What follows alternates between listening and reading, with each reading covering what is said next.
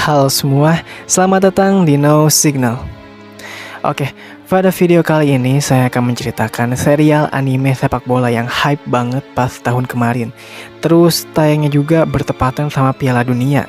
Apalagi kalau bukan Blue Lock. Yap, anime ini berhasil menyita perhatian para fans sepak bola yang menyukai anime juga. Gimana enggak? Konsep yang dibawa anime ini benar-benar berbeda dari anime olahraga sebelumnya, yang dimana orang-orang menyebut konsep ini mirip seperti di Squid Game, yaitu ketika kalah, karir sepak bolanya juga akan berakhir. Itulah yang bikin anime ini hype banget. Tapi, apakah emang se-hype itu? Maka dari itu, tanpa lama-lama lagi kita akan ceritakan, dan inilah Blue Lock.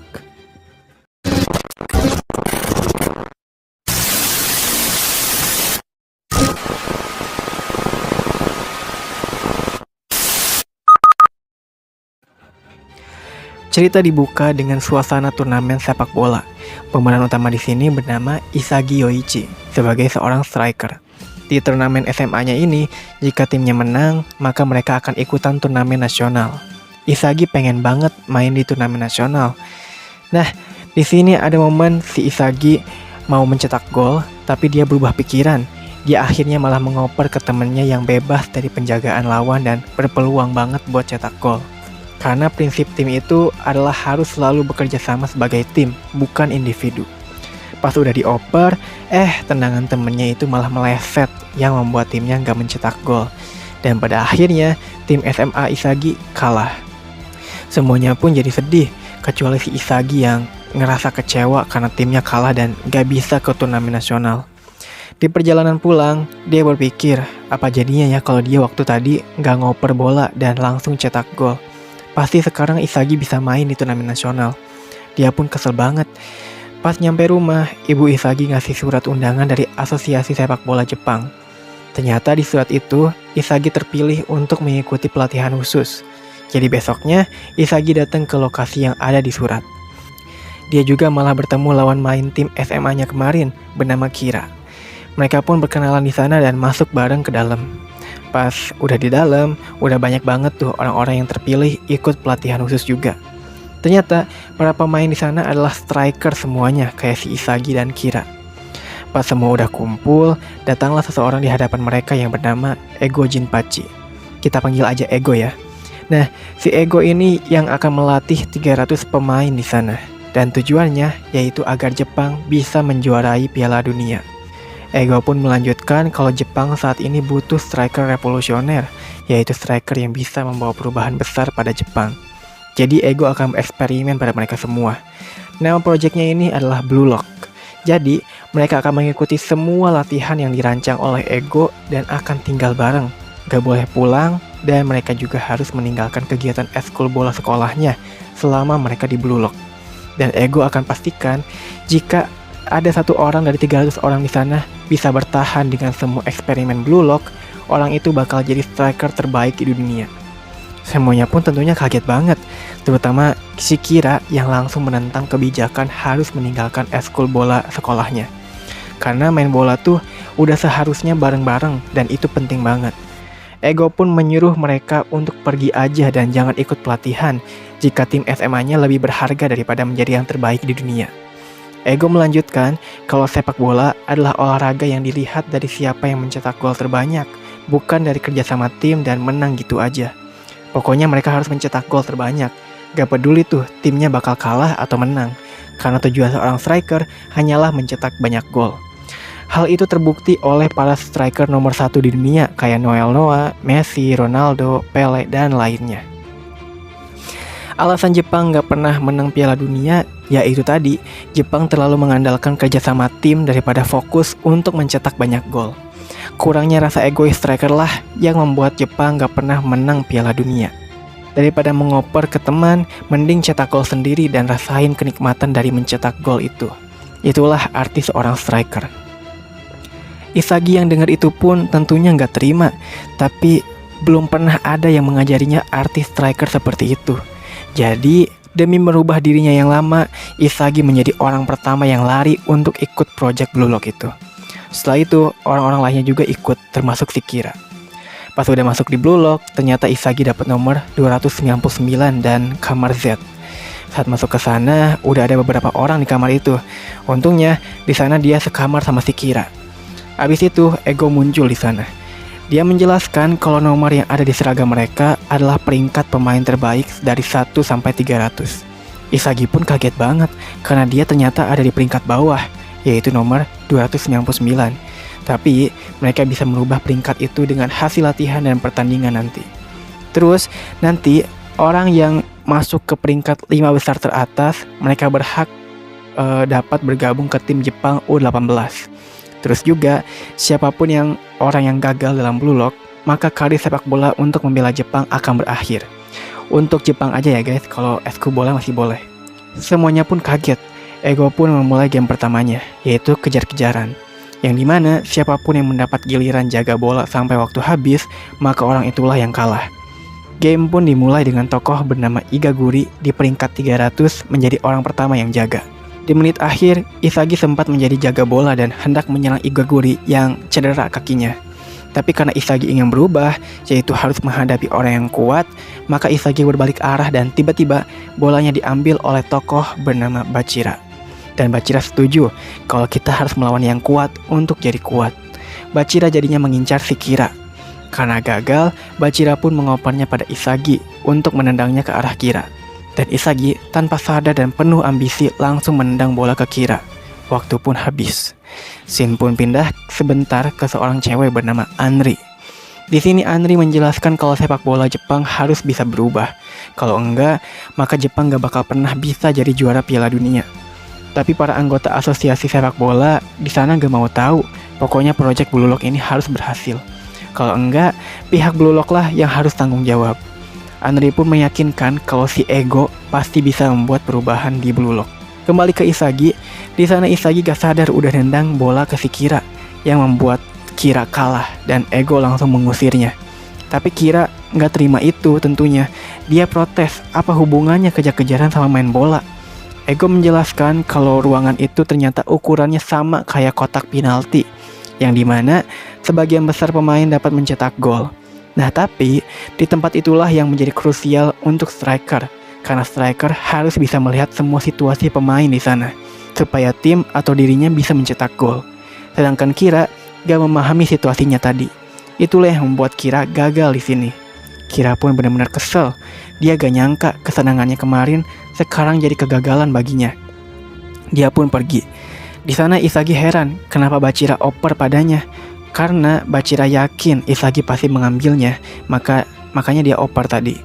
Ego pun melanjutkan kalau sistem gagal dan gak bisa ikut ke timnas Jepang itu adalah berdasarkan pengalaman para striker dunia sekarang, yang dimana striker pasti dituntut untuk bisa terus mencetak gol dan mempertaruhkan karirnya demi gol itu.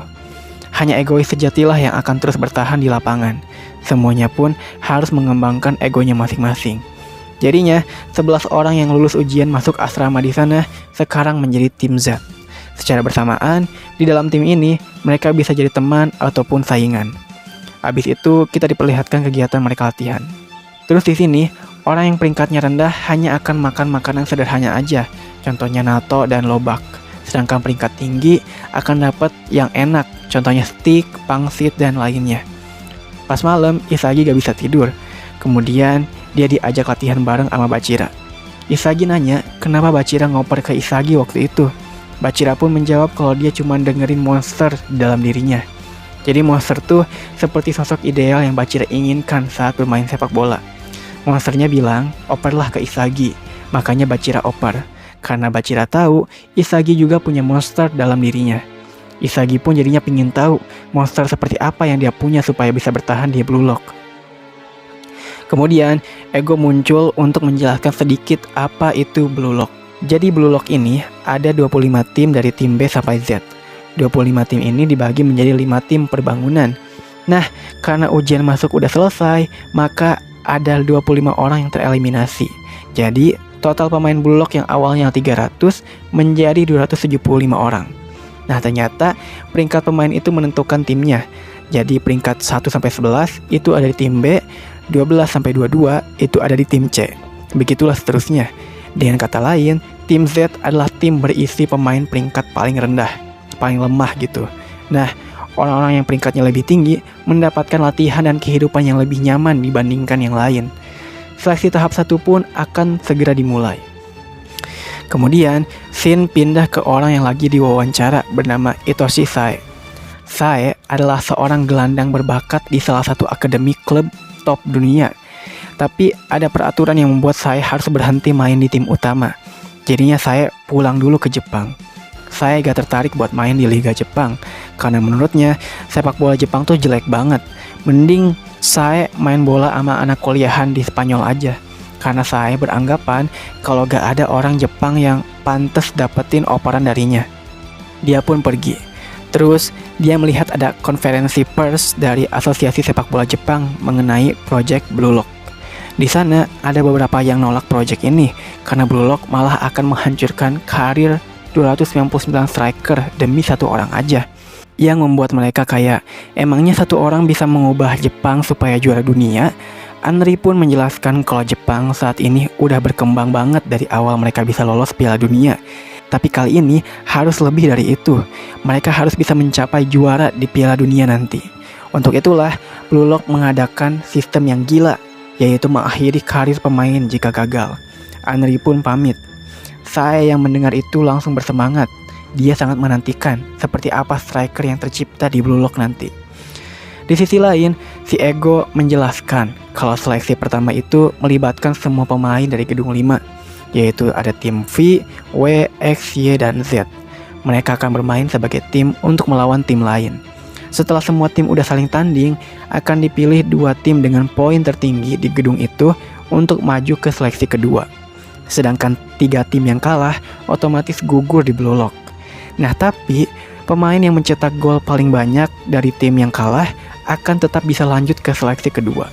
Tentu para pemain di sana bingung, gimana nih ngatur posisinya, kan mereka semua striker. Ego pun menjawab kalau pada awalnya sepak bola terdiri dari striker semua. Hanya aja seiring berjalannya waktu, hal itu berubah jadi pembagian posisi dan taktik di sepak bola. Maka dari itu, Ego ingin mereka berpikir kalau mereka semua striker bisa main bersama meskipun dengan egoisme yang tinggi. Mereka harus bisa mengubah sesuatu dari nol. Dan berpikirlah untuk bermain demi Jepang bisa juara, bukan main demi 11 orang. Game pertama tim Z pun akan dimulai dengan melawan tim X. Tokoh yang matanya suka meram itu bernama Kwon. Kwon di sana sebagai pengatur strategi supaya bisa menangin game. Dan pemain lain setuju aja dengan posisi yang Kwon bikin. Mereka pun bersiap ke lapangan. Tim X juga ada di sana. Game pun dimulai. Pas game dimulai, tokoh bernama Raichi malah ngambil bola dari Isagi. Raichi akan menjadi pencetak gol terbanyak di tim Z supaya dia bisa lolos ke seleksi kedua. Mendengar itu, tim Z malah jadi kacau karena rebutan bola dari tim sendiri. Tim X juga pas dapat bola malah rebutan sendiri. Tiba-tiba dari situ ada tokoh bernama Baro yang berhasil ambil bola dan langsung mencetak gol. Baro pun menganggap dirinya sebagai raja lapangan karena rekan timnya cuma harus menciptakan gol demi si Baro. Berkat gol dari Baro itu, rekan tim X menjadi lebih teratur daripada sebelumnya. Isagi pun menyadari kalau maksud dari harus berubah 0 jadi 1 adalah membuat kekacauan timnya diubah menjadi kerjasama tim untuk memenangkan game.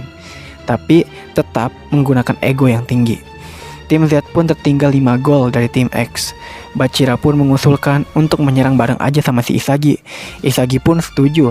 Ketika Isagi berhadapan dengan Baro, Isagi malah oper ke Kunigami dan Kunigami berhasil cetak gol. Jadinya skor 5-1. Di sana Raichi marah ke Isagi karena Isagi nggak oper bolanya ke dia.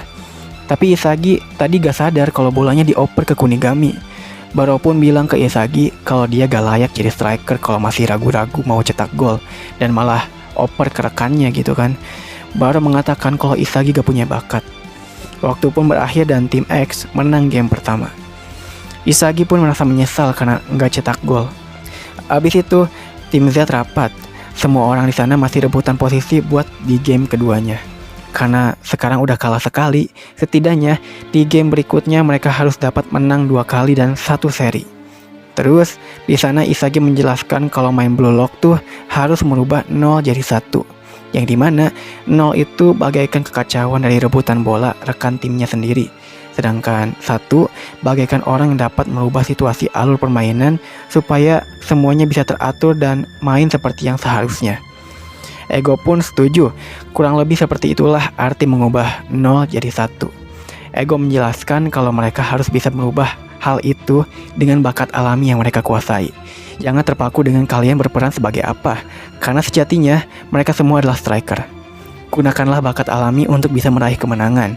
Maka dengan itu, yang tadi udah dirubah jadi 1, bakal bisa berubah jadi 100. Lakukanlah hal itu untuk menghancurkan struktur permainan lawan. Semua pun jadi bertekad buat menangin game kedua bareng-bareng. Jadinya, mereka saling ngasih tahu bakat mereka masing-masing. Ada tokoh bernama Chigiri, si rambut pink, gak mau ngasih tahu bakatnya. Jadi ya udah deh, gak maksa gitu kan. Habis itu, mereka bikin formasi bergiliran supaya semuanya dapat kesempatan untuk jadi penyerang. Kemudian, Isagi di sana bingung, sebenarnya apa bakatnya?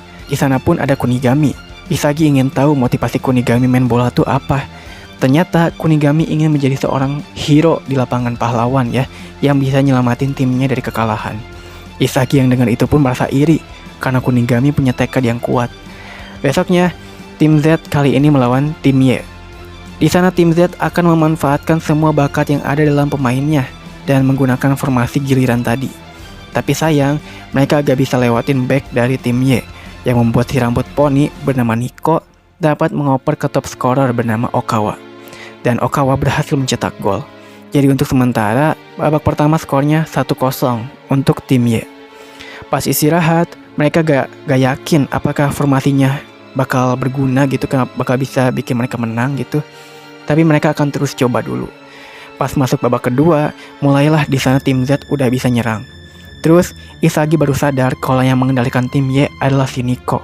Jadi pas tim Y mau serang balik, si Isagi menghentikannya. Yang itu membuat tim Z bisa mencetak gol. Skornya pun jadi 1-1. Nico pun sadar kalau Isagi punya penglihatan yang sama sepertinya. Jadinya tim Z terus maju menyudutkan tim Y dan Isagi menjaga si Nico. Karena udah menit akhir, jadinya tim X punya rencana buat serang balik semuanya dengan cepat gitu kan. Dan pertahanan tim Z malah kosong. Mereka semua panik.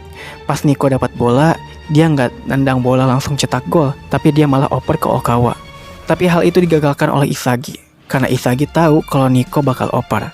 Yang itu membuat Nico gak layak jadi striker, karena Nico seperti Isagi yang dulu. Jadinya dengan serang balik tim Z, akhirnya itu membuahkan gol. Dan tim Z menang 2-1. Mereka pun merayakannya. Di sana juga mereka menyadari kalau bakat Isagi itu seperti mampu mencium bau gol atau mencium peluang gol ya. Di malam itu Isagi gak bisa tidur. Dia pun ke ruang monitor dan ternyata di sana ada Chigiri. Chigiri pun mengatakan kalau Isagi sepertinya punya kesadaran spasial. Kesadaran spasial adalah kemampuan untuk memahami hubungan kita dengan lingkungan dan diri kita sendiri. Isagi pun baru sadar bakatnya seperti itu. Isagi jadinya pengen tahu apa bakat si Chigiri.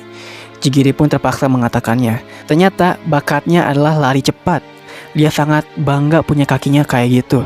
Tapi sayangnya saat bertanding tulangnya malah cedera yang membuatnya harus direhabilitasi dulu. Meskipun sekarang udah sembuh, tapi Chigiri takut kalau dia lari lagi, kakinya bakal patah selamanya. Jadinya, dia ikut ke Blue Lock untuk cari alasan buat dia nyerah. Habis itu, pas latihan, si Ego ngasih tahu poin dari kelima tim di sana. Yang dimana, tim V udah menang 2 pertandingan. Tim W1, X1, Y1, dan Z juga satu kali menang. Yang itu berarti, di sisa 2 pertandingan, tim Z harus menang atau seri. Jadinya dengan itu mereka akan bersiap untuk melawan tim W. Ego mengatakan kalau mereka harus menonjolkan bakat yang dimiliki. Tapi Isagi bingung, gimana caranya ya bakat spasialnya ini bisa nonjol. Jadi dia akan fokus kuatin fisik aja, supaya dia gak capek pakai spasialnya itu. Habis itu tim Z nyari cara ngalahin tim W. Di tim W itu ada pemain yang berpengaruh di timnya, yaitu si kembar Wanima. Si kembar jago banget dalam main oper-operannya. Jadi mereka akan memisahkan si kembar supaya bisa menang tim Z. Si Kuwon pun baru datang dan ngasih formasi yang baru daripada sebelumnya. Karena udah kalah dan menang 1 kali, maka kali ini mereka harus bisa menang atau seri. Game melawan tim W pun dimulai. Ternyata si kembar Wanima kenal dengan Chigiri. Mereka dulunya adalah teman setim. Si kembar tahu kalau Chigiri pernah cedera kakinya. Jadi mereka merendahkan Chigiri. Tapi Isagi ingin Chigiri buat gak dengerin omongannya. Chigiri lagian gak peduli juga sih. Abis itu di sini si Kwon berhasil mencetak hat-trick. Jadi skornya 3-0. Semuanya pun senang. Mereka gak nyangka formasi barunya berhasil. Pas babak kedua, si Kwon di sana blunder, yang itu membuat si kembar mencetak gol dan berhasil menyeimbangkan skor 3-3. Formasi tim Z juga jadi gak berguna sekarang. Seakan-akan tim W tahu formasinya si tim Z. Isagi pun berpikir kalau itu gak mungkin terjadi. Pasti ada yang bocorin formasinya ke tim lain. Karena setiap gol tercipta karena Kwon blunder, Isagi pun mencurigai kalau Kwon mengkhianati tim Z. Dan ternyata benar, Kwon berkhianat. Kwon udah bocorin bakat, formasi dan semuanya info tentang tim Z ke tim W. Kwon ternyata sadar diri kalau tim Z gak bakal bisa menang kalau lawan tim V. Jadinya si Kwon pingin jadi top scorer tim Z supaya bisa lanjut ke seleksi kedua. Jadinya game menjadi 12 versus 10 orang. Semuanya pun kesel banget ke si Kwon. Jadinya dengan itu tim W berhasil cetak gol lagi. Skor pun jadi 4-3. Tim Z di sana buntu banget, bener-bener buntu. Mau nyerang juga kan gak bisa. Soalnya semua formasinya juga udah bocor ke tim W. Si Chigiri juga masih aja gak mau lari cepat karena dia takut kakinya cedera lagi. Karena kalau cedera lagi, kakinya bakal rusak, gak bakal bisa main bola lagi gitu kan selamanya. Habis itu, si Chigiri merasa menjadi beban tim karena Isagi menyuruhnya untuk minggir. Karena merasa udah gak berguna bagi tim, si Chigiri jadinya kesal. Kali ini, dia akan kembali lari cepat. Dia gak peduli kalau nantinya kakinya bakal rusak lagi. Dia lebih senang kakinya rusak setelah berjuang daripada kakinya tuh utuh tapi malah jadi beban tim. Ya udah deh, akhirnya Chigiri terbebas dari ketakutannya dan join game itu tanpa disadari oleh tim W. Saat Chigiri mulai lari cepat, hanya Isagi yang sadar. Jadinya Isagi oper ke Chigiri dan Chigiri berhasil ambil bola dan lolos dari kejaran tim W. Jadinya si Chigiri berhasil cetak gol. Semuanya pun seneng banget karena Chigiri akhirnya nunjukin bakatnya. Jadinya skor 4-4. Hasilnya pun jadi imbang. Abis itu pas tim Z mau makan, di kantin udah ada Kwon yang nawarin ke tim V semua info tentang tim Z. Tapi tim V menolak mentah-mentah. Mereka gak bakal pakai cara itu karena mereka yakin mereka bakal menang. Mereka bukanlah tim yang lemah, apalagi Shinagi, seorang pemalas berbakat yang gak suka dengan orang lemah. Di sana pun muncul tim Z bahwa mereka lah yang akan menang nantinya. Kemudian, di sini kita ada cerita sedikit tentang persahabatan Reo si rambut ungu dengan Nagi si rambut putih. Reo terlahir dari keluarga pengusaha yang kaya raya. Perusahaannya juga udah besar, terkenal gitu ya. Nah, si Reo tuh hidupnya nggak ada yang menantang banget. Semuanya bikin dia bosen gitu kan. Semuanya bisa dia lakuin dengan seimbang. Saat beranjak remaja, dia lihat di TV sepak bola tentang juara Piala Dunia gitu. Dia pun jadi semangat buat ikutan bola karena juara Piala Dunia gitu kan.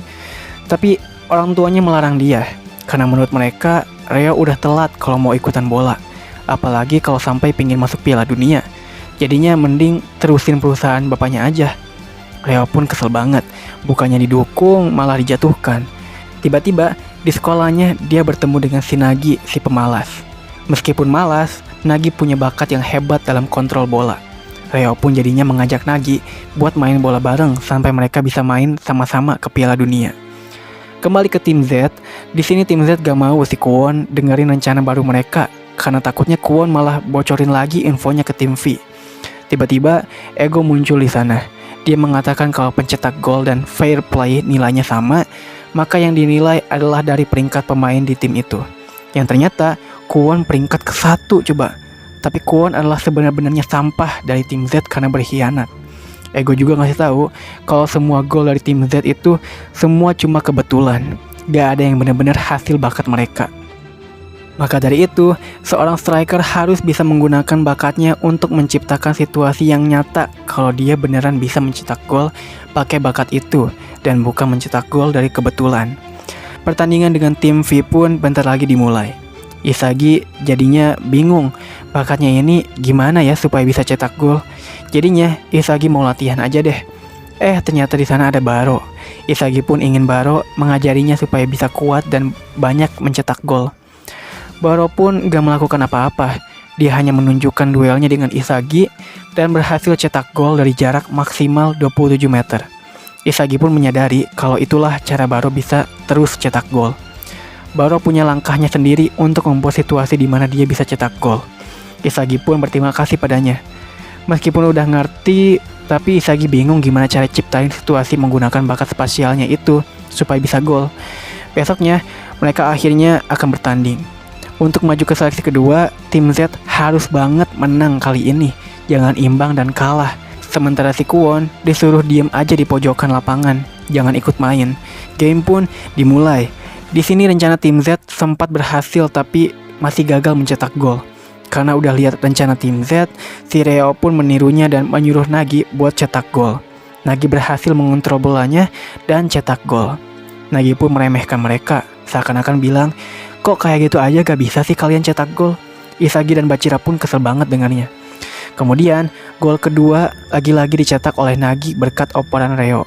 Pas mau pakai bakat Chigiri juga gagal, karena si kacamata bernama Jantetsu bisa lari lebih cepat dari Chigiri. Jadinya, dengan itu, tim V bisa cetak gol lagi berkat si Jantetsu. Skor pun jadinya 3-0. Tim Z putus asa banget. Kok tim V kuat banget gitu kan? Saat yang lain frustasi, si Bachira makin semangat di sana. Pas main, si Bachira langsung main solo aja, solo player. Dia menggocek menggunakan bakat dribblenya di sana. Yang akhirnya si Bachira bisa mencetak gol. Berkat dengan gol Bachira itu, tim Z jadi termotivasi lagi dan mampu bangkit. Mereka semua akan melampaui batas bakat mereka. Jadinya, sejak saat itu, tim V semakin kesusahan buat cetak gol karena semangat tim Z yang kembali. Malah di sini Kunigami dan Chigiri berhasil mencetak gol. Skor pun jadi 3-3. Di sini juga ada momen Nagi nanya ke Isagi, kenapa Isagi selalu membuang kesempatan cetak gol? Kenapa Isagi masih terus berusaha dengan bakat yang disia-siain kayak gitu? Kenapa gak nyerah aja sih katanya? Isagi pun akan membuktikannya pada Nagi kalau dia bisa mencetak gol. Di sini juga si Kwon jadi khawatir karena timnya malah bisa imbangin skor. Kemudian, Nagi si tukang malas ini tiba-tiba untuk pertama kalinya mengambil inisiatif buat minta operan dari Reo. Dan Nagi akhirnya bisa cetak gol. Nagi bertindak itu secara gak sadar, karena mungkin dia akan kalah pada game ini buat pertama kalinya. Makanya si Nagi jadi lebih aktif. Jadinya, skor pun 4-3. Game pun berlanjut dengan sangat sengit. Tim Z pun jadi kesusahan buat nyerang karena kali ini Nagi ikut aktif main bola. Tapi di sini ada momen si Kunigami berhasil cetak gol berkat prediksi si Isagi yang bisa melihat situasi dan bakat timnya. Isagi pun jadi sadar kalau dia harus selalu melihat situasi lapangan dan mensimulasikan di kepalanya supaya bisa cetak gol.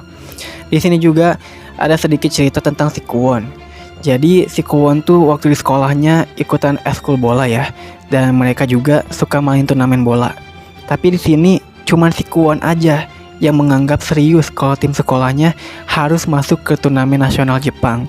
Sedangkan rekan timnya nggak anggap serius, udah aja turnamen ya turnamen aja, mau kalah atau menang.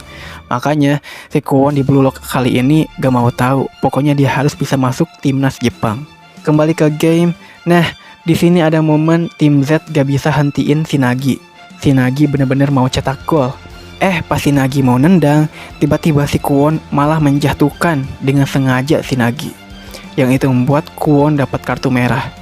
Tim Z kaget, kenapa dia lakuin itu? Padahal si Kwon aman banget, meski tim Z kalah, si Kwon masih bisa lanjut. Kwon malah dapat kartu merah yang membuat fair play-nya kalah sama Kunigami. Kwon melakukan itu karena dia sadar dia gak mau lolos karena berkhianat ke timnya.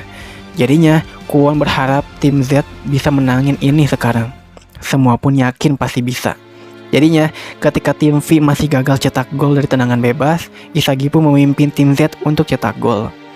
Dan, dengan bakat spasial yang disimulasikan di otaknya Isagi, si Bachira berhasil oper bola padanya. Tapi sebelum bolanya sampai, ada Nagi di belakangnya yang akan hentiin Isagi. Isagi pun jadi bingung, gimana nih? Kalau bolanya dia kontrol dulu, maka bolanya pasti bisa direbut Nagi. Isagi pun mengingat cara dia mencetak gol bagaimana, yaitu dengan menggunakan tendangan volley. Dengan penuh kekuatan, Isagi berhasil cetak gol. Itulah yang menjadi formula Isagi cetak gol. Tim Z pun akhirnya menangin game dengan skor 5-4. Nagi pun merasa sangat kesal. Ternyata seperti ini rasanya kalah setelah berjuang.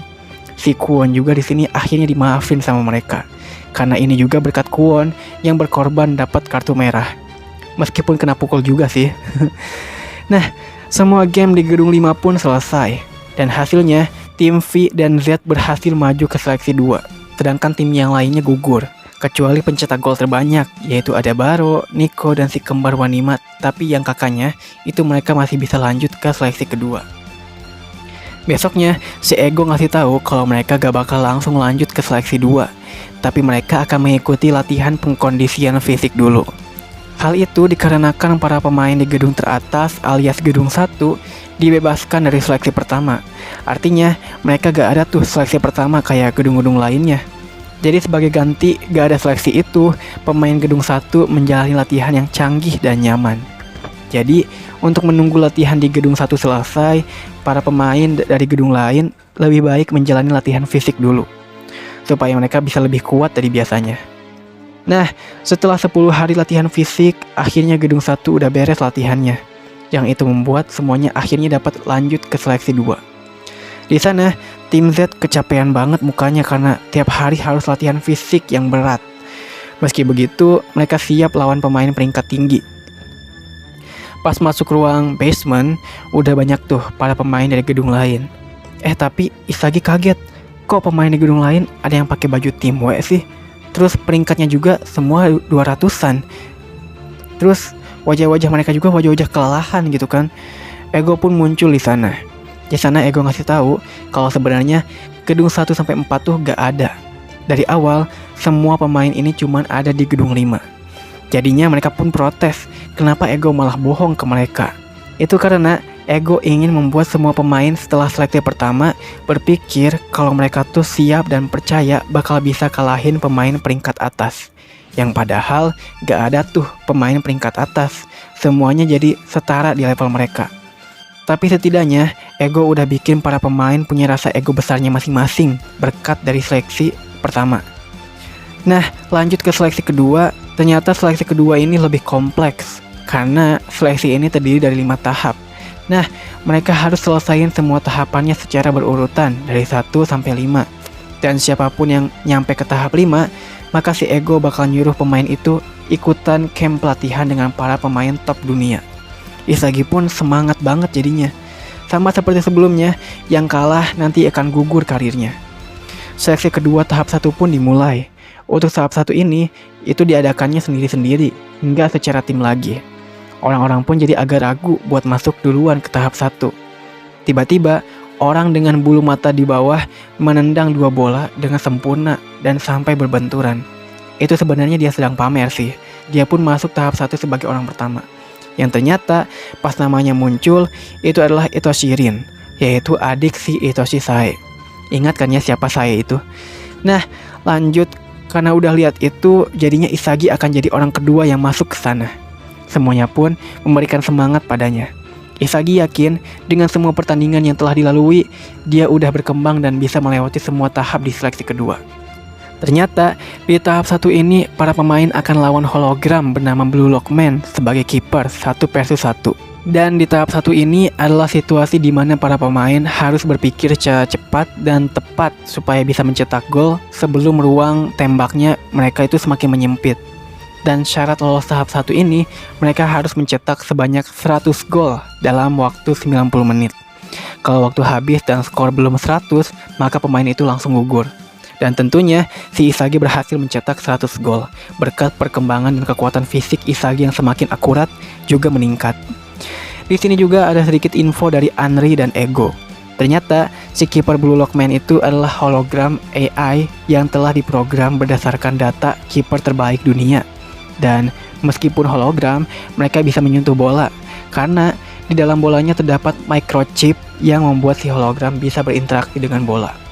Anri juga di sini ngasih tahu kalau dana untuk project Blue Lock ini udah habis. Tapi Ego gak peduli. Justru seleksi kedua ini yang seru. Para pemain harus bermain individu sekarang. Sedangkan sebelumnya kan berkelompok gitu kan tim. Jadi jika ada pemain yang selalu digendong timnya, maka seleksi kedua ini akan jadi tantangan yang sulit. Kembali ke Isagi, setelah Isagi lolos tahap 1, dia pun berkumpul dengan pemain lolos lainnya di ruangan tahap 2. Ternyata Nagi dan Reo juga udah lolos. Ternyata juga untuk bisa lanjut ke tahap 3, mereka di sana harus bisa bikin tim beranggotakan 3 orang. Bachira pun muncul di sana. Dia lolos juga ternyata untungnya. Jadinya Isagi dan Bachira bakalan setim. Tinggal satu lagi nih, mau si Chigiri atau si Kunigami gitu kan. Di sana si Nagi malah nyamperin Isagi dan minta Isagi buat gabung ke timnya. Isagi pun kaget, tapi tentunya dia bakal nolak dan akan tetap setim sama si Bachira.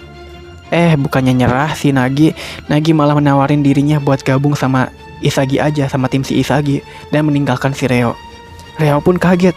Nagi ternyata ingin lebih berusaha, dan dengan Isagi lah si Nagi bisa lebih berkembang dan mungkin bisa jadi pemain terbaik seperti si Reo. Jadi dengan senang hati si Isagi menerima Nagi ke timnya. Reo pun sakit hati banget oleh Nagi. Mereka pun jadinya berhasil lolos tahap 2 dan maju ke tahap 3. Di tahap 3 mereka lihat udah ada 3 orang. Salah satunya si Ito Shirin. Ego pun muncul lagi dan menjelaskan cara kerjanya tahap 2 sampai 5. Jadi pas sudah sampai tahap 3, mereka harus melawan tim lain. Jadi 3 versus 3. Nah, tim yang menang, mereka harus ambil satu pemain dari tim lawan untuk maju ke tahap 4. Nah, yang menang ini berarti kan jadi 4 pemain ya. Nah, mereka juga harus lawan tim lain lagi, 4 versus 4. Dan sama, yang menang harus ambil satu pemain tim lawan. Nah, ketika tim udah ada 5 orang, mereka tinggal masuk ke tahap 5 buat selesain seleksi kedua. Lalu mereka akhirnya berhasil lolos dan lanjut ke seleksi ketiga. Nah, bagi yang kalah, itu akan terus turun ke tahap sebelumnya dan melawan tim lainnya lagi. Dan ketika sampai tahap 2 masih aja kalah dan gak dipilih tim lawan, maka orang itu gugur. Di sini juga mereka akan bertanding berdasarkan persetujuan dari kedua tim, gak boleh dipaksa. Di tim Shirin, ada orang yang kayak pesimis banget bernama Tokimitsu. Terus si rambut panjang namanya Aryu. Shirin tiba-tiba ngasih tahu ke timnya kalau dia menjadikan timnya hanya sebagai batu loncatan aja supaya dia bisa lolos di Blue Lock dan menjadi pemain timnas U20 Jepang. Semua itu semata-mata hanya untuk menghancurkan si kakaknya, yaitu si Ito Shisae. Meskipun bisa pilih tim lain buat diajak bertanding, si Isagi yang mendengarkan Rin tadi yang tentang menjadi yang terbaik dan masuk ke timnas Jepang itu pun merasa bersemangat. Jadinya, walaupun beresiko, Isagi ingin tanding sama tim Shirin. Terlebih lagi, Isagi juga ingin Shirin ada di timnya. Semua pun setuju akan bertanding 3 versus 3. Dan bagian pertama pun berakhir. Oke guys, jadi itulah bagian pertama dari season 1 ya. Gimana, seru gak? Seru banget sih asli kalau kalian beneran nonton ya. Soalnya konsepnya tuh kan beda ya sama anime sport lainnya. Oh ya, sorry banget kalau ini panjang durasinya ya. Soalnya ini sambil diselipin beberapa info yang harus disampaikan ke kalian supaya kalian bisa ngerti ceritanya ya. Karena kalau gak dijelasin, nantinya kalian akan bingung dan ngangong-ngangong gitu kan, gak bisa ikutin ceritanya. Oke, sorry ya guys. Nah, bagi ada yang belum jelas infonya, coba dengerin lagi ya. Insya Allah pasti kalian ngerti. Oke, nanti saya akan lanjutkan ke bagian keduanya, yaitu tentang seleksi kedua ya. Maka dari itu jangan lupa subscribe biar gak ketinggalan. Oke, mungkin segitu dulu dari saya. Jaga kesehatan kalian semuanya ya, dan salam film.